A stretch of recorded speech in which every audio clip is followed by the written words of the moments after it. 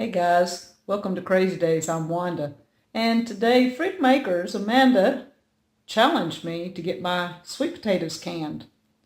All right, I got a shelf here. I got about 3 or 4 shelves down in the cellar. I've been canning for 2 days, trying to clean this dining room floor. So let me show you. Amanda, game on. I still have that many orange sweet potatoes to go. Probably 2 cannons, maybe a little over, but 2 cannons I should be through.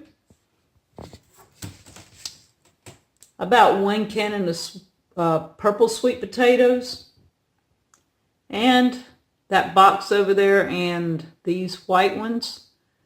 We're going to eat quite a few of them, so the purple and white I might do together, so at least 3 if not 4 cannons of sweet potatoes.